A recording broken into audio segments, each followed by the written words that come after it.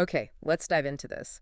Have you seen those pictures going around? Young people queuing up like overnight outside Oh, stores? yeah, definitely. Or maybe you've seen celebrities, even, I think, royalty, with these little plastic charms hanging off their bag. Exactly like that Labubu character on like a super expensive handbag. It feels, well, a bit strange, doesn't it? It is striking why these little figures, suddenly they're everywhere, huge demand. Right. Why this? And it's clearly not just some, fleeting internet trend. We're talking real market impact here. Pop Mart, the company behind a lot of this, has been doing really well, especially in the Chinese capital market.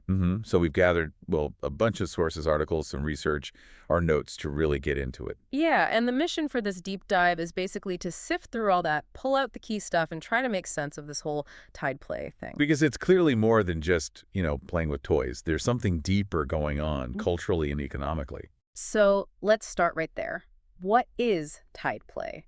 It feels so different from like the toy aisle I remember as a kid. That's the core difference, yeah. The name Tide Play comes from Chinese wanju. Chali wanju. It just means trendy toys. Trendy toys, okay. But the key thing, the sources really stress this, is who is buying them.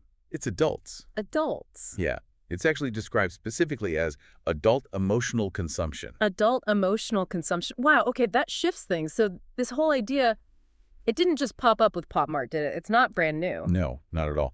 The sources trace it back quite a bit further. Think early 2000s. Remember names like Cause Mm-hmm. or those bear brick figures? Oh, yeah, the big stylized bears, the sort of arty figures. Weren't they really exclusive, though? Yeah. And expensive. Back then, yeah, they cost a lot.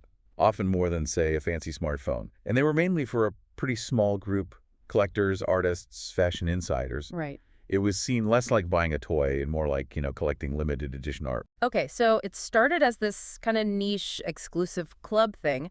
How did it blow up from that into, well, into overnight queues and major headlines? That's really where Pop Mart made its big move, Yeah. according to what we've read.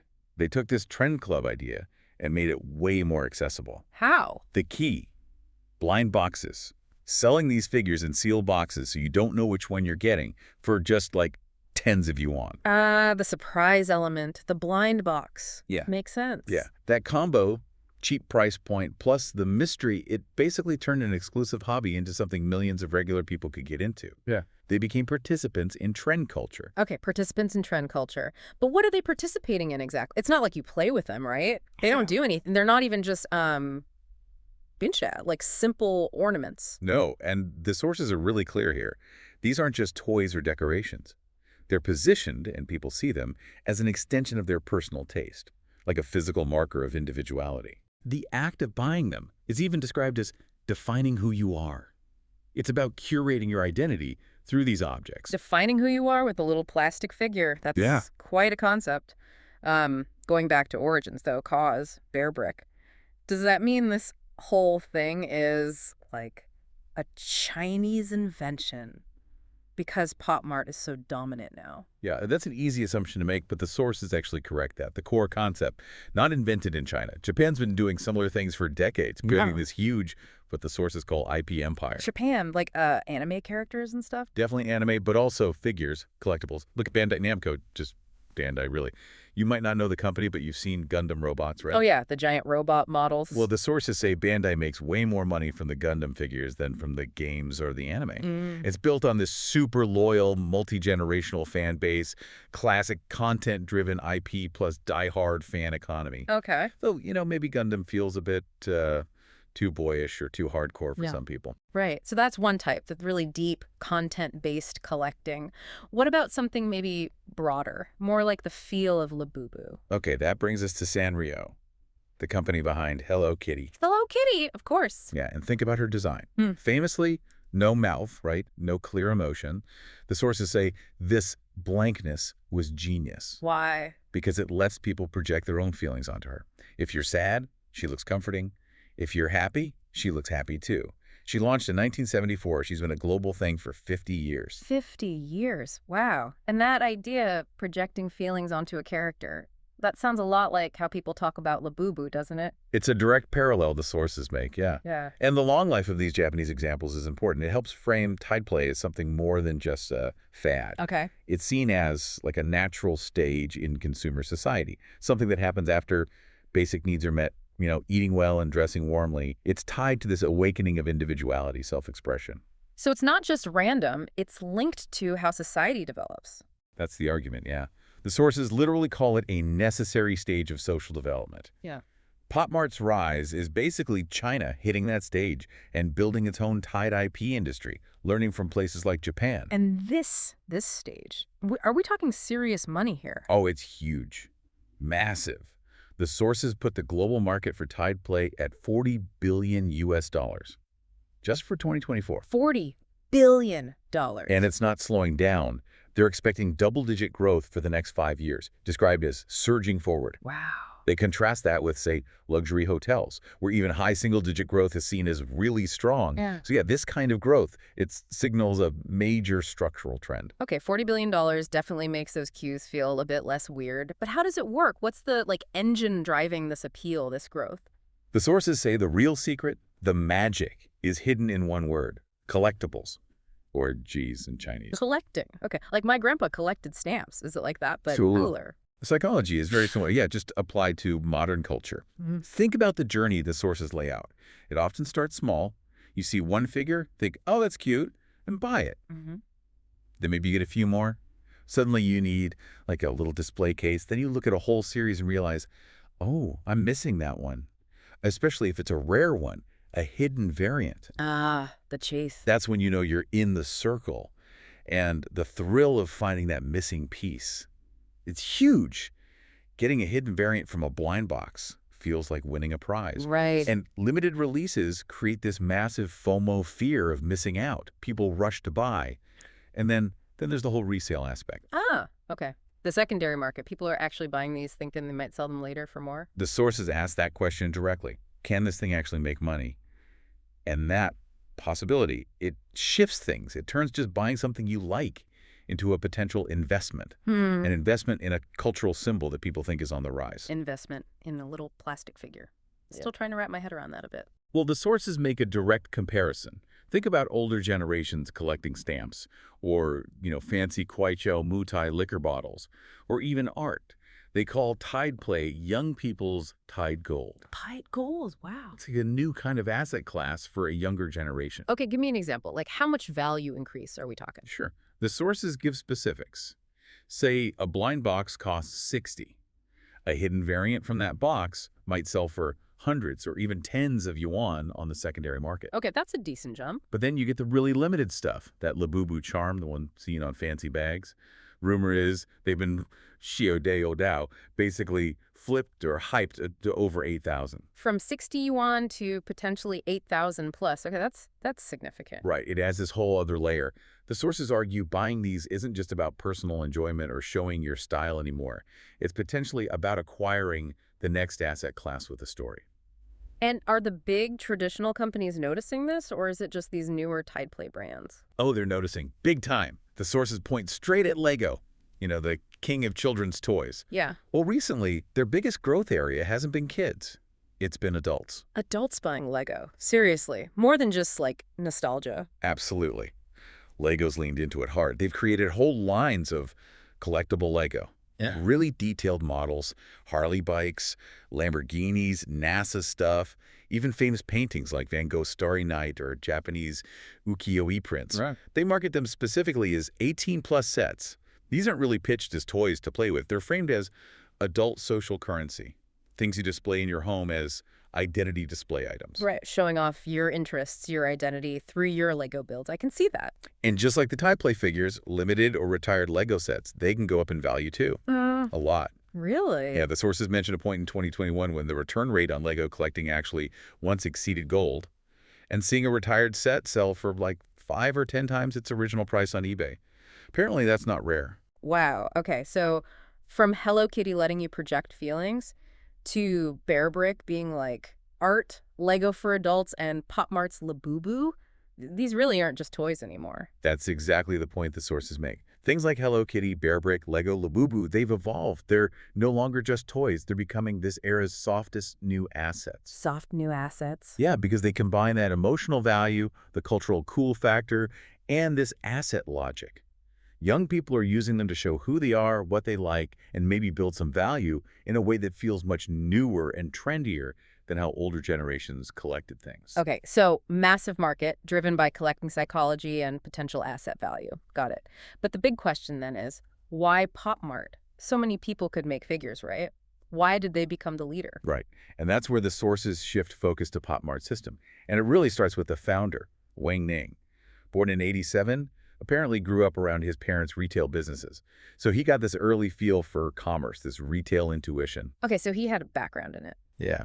And when he first started Pop Mart back in 2010 in Beijing, it wasn't focused like this. It was more of a trendy, general store stationery, cosmetics, creative goods, that sort of thing. Mm-hmm. The big turning point.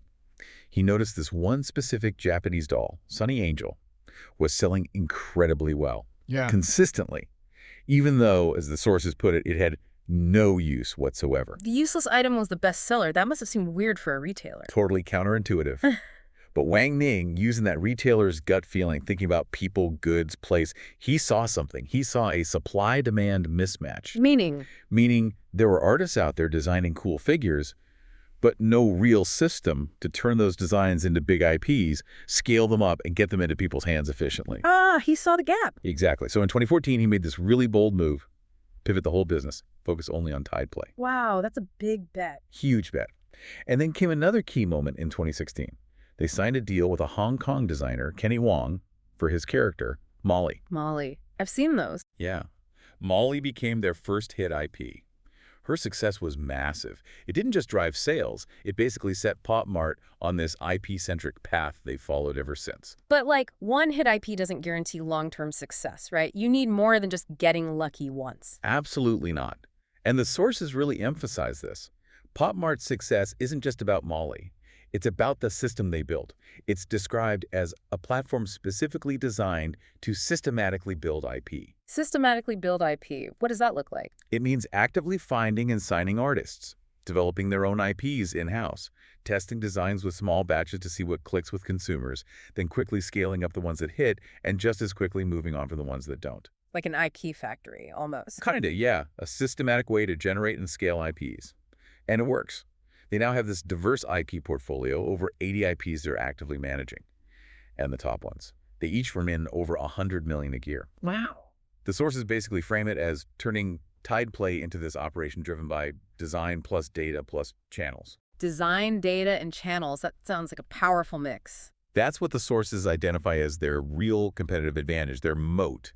Their strength isn't just one-hit IP. It's this developed ability to continuously manufacture hits using those three things together. Okay, so they saw the opportunity early, built this system.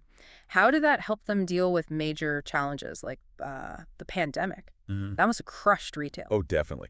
The sources talk about the scene before 2019 being like 100 flowers blooming, lots of smaller brands, new players popping up. But yeah, the pandemic hit retail incredibly hard. Store closures, cash flow nightmares. We all saw that happen. Yeah. The sources mentioned that out of over 4,000 Tide Place stores across China pre-pandemic, something like 1,500 just disappeared during that time. Many brands just couldn't make it. So how did Pop Mart survive? Well, they already had a pretty established store network, right? Plus, they'd moved into e-commerce early and had a strong membership system. That combo allowed them to keep reaching customers and making sales even when the physical stores were shut or disrupted. So their existing infrastructure gave them a buffer. Exactly. Resilience. Now, their stock price took a hit during that time. The sources even hint it might look like a golden pit, looking back now, but the company itself used those tough years pretty strategically. How so? Instead of just scrambling to survive, they actually invested. They strengthened their pipeline of IPs, they worked on making their operations more efficient, and they started seriously planning their international expansion. Playing the long game. Right. While competitors were just thinking, how do we survive the winter? Pop Mart was apparently thinking, how do we position ourselves to go further after the storm? And then came that moment. The thing that really seemed to launch them globally. Yeah, the sources point to what they call the God-level endorsement from Lisa Blackpink. The K-pop connection. Right. She did an unboxing video, shared Pop Mart figures on her social media, Hmm. and boom, Labubu became an international top-tier IP almost overnight.